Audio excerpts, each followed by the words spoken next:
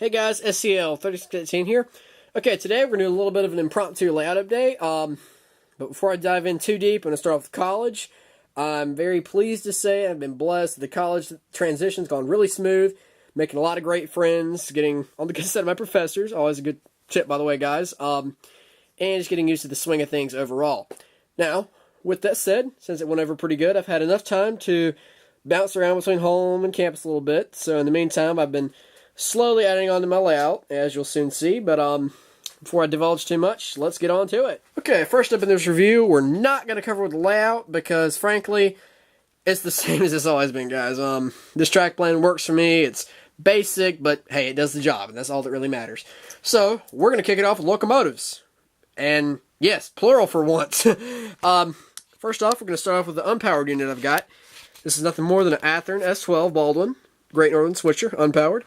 Pretty nice little find at an antique shop, and you're going to hear me mention that a lot because I've, through a very high note of irony, found the lowest prices at an antique shop as opposed to a hobby shop. So, just a little point there, but this is really cool. I'm going to hope to make a powered unit out of it at some point, but we'll see how that goes. Always a nice little flat car load in the meantime. Moving on, this is one of my bigger projects, Norfolk Southern Jeep 607102. This too, believe it or not, with the parts, was $5. I custom painted a lot of it myself. Let's see if it'll focus in here. Added the decals and the number boards. They're a little flaky right now, so it's not complete. But I did add safety yellow to the handrails and blacked them out. Pretty good job there. Hoping to get her some bogies to make this a powered unit. We'll see how that goes. Continuing on, got another guy I picked up about, probably I'd say 2 weeks before I started college. Athearn Blue Box, Seaboard Coastline U-boat. Really nice runner. It's got a couple extra details like the number boards, black handrails, safety yellow stuff, etc. Really nice puller, per usual of good quality Blue Box. And we've got one more nice piece to mention. Well, actually two. First up on the list, we got some more Blue Box, guys. Got a P42 Genesis. Picked this up at the same shop I got the Seaboard U-boat. This started out as an unpainted kit, and I was able to customize it into Phase 3, number 86. Decals came out pretty good for my first decal project. I'll let you take a look at that there. And it's not the best by any stretch. For my first project, I'm pretty darn well pleased. Turn the engine around. I'd say compared to the factory product at half the price, I'm very pleased with this locomotive. Yes, I do have the snowplow. For those who are going to notice it, it's somewhere in the layout. I've just yet to put it on, along with some of the other detail parts. Overall, very pleased with that. It's a great runner, and I also converted over my old Bachmann Ampleats to KD couplers. So I have a 5-car Amtrak train that's suitable for this Genesis. And lastly, I actually got this little guy yesterday. Just got an Athearn Blue Box, once more, SW 1500. SP finally broke down and got me a piece of SP. Very nice locomotive. Price-wise, this is where I was beyond pleased. I found it sitting in a stack at this antique shop for $20. Like I say, compared to $80 for a newer model, and this has got just as much detail and what I want, this was perfect. The previous owners took really good care of this. Locomotive runs great. See, they customized the handrail, scarlet. Added the white safety there.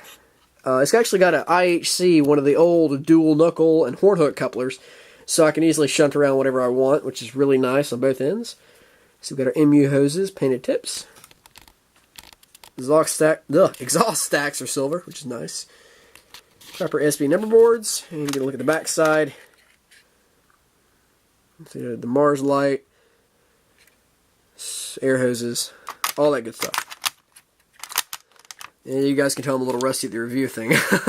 But either way, got a lot of rolling stock up next, so here we go. Okay, as for rolling stock, got quite a bit to go through, but I'm not going to take as much time up as I would normally because y'all don't want to stare at freight cars all day. But long story short, let's just say I got these at a very good price. Whereas an Atlas coil car to be about $30, I can get 5 or 6 of these guys. So needless to say, I've been very easy in terms of picking up freight cars for this price, because it's hard to say no to like a $4 or $5 deal, especially when they've got KDs, metal wheels in some cases. But Take a look through the line to start at the beginning here. Got a Roundhouse Santa Fe hopper. Pretty cool there. Burlington Northern 50-footer. The doors do open. I'm not sure of the brand. I know it's not after a Roundhouse. Maybe like an LBF company, if that sounds familiar to some of you guys. The next piece is a bit of an oddball, but I like it. I was told this is a bit of a rarity in terms of Roundhouse production, because it's the modern style boxcar with the old WP logo. And a nice orange there. Another Roundhouse piece, Santa Fe, or SPSF, Southern Pacific Santa Fe, merger boxcar. Also told that was made like a limited run, but still kind of cool. I've always wanted some Kodachrome with the layout. Got another SP boxcar by the same company as the Burlington Northern. And a Santa Fe of the same type. A Roundhouse Grand Trunk 50-footer. Really nice there. I like it because it's got the good track road slogan on the side. Something a little different than my usual. These guys out of the way. The last two cars are a little different, but I like them. Got a Roundhouse BLE Rock Island patch. First I've seen of these cars. So I figured I'd pick one up, and got a Wisconsin Central gun. Ooh, excuse me. Moving on, got a 40-foot high cube BN. That's an old faithful UP box. Got another UP box here. Automated railway scheme. I'm not sure what company makes these kits, but I know they're the bar end gondolas. Pretty cool there. Got a Georgia Pacific boxcar. Old RF&P. And going to move over to two more before a little special project. Picked these up also this week. Walther's bulkhead flap. Picked this up for $4, half assembled, so I could not complain the slightest. And we got a UP reefer at the back, which I'm slowly getting couplers to. And we're going to get one more project piece here, just because, quote, America. This was a Bachman caboose. I tried to do a little bit of a BC Rail style livery. Not too bad for spray paint. Not the best, but I like it. Something a little patriotic and different. So, rolls good. Normal piece of Bachman stock. So nothing major loss, guys. I think I probably spent $2 on it total. So not bad for the investment. Alright guys, I'm going to wrap this video up really quickly. I first and foremost do apologize if it's a little fast and skippy. I haven't done many narrative videos in a while, as you guys can tell, but thank you all for watching and surviving this video. But in all honesty, guys, thanks for the continued support and views. School is definitely going to be a big damper on my time, but thank you for those of you who respect the time and have still followed my videos, as a couple of you have done very well. Please continue to comment, like, subscribe, any of that's great. Spam comments, however, will probably not be replied to, as I've received a good bit of those as of late, but regardless of that, always great to know you guys are still supporting me through my random endeavors, but hope to get a couple more videos out to you.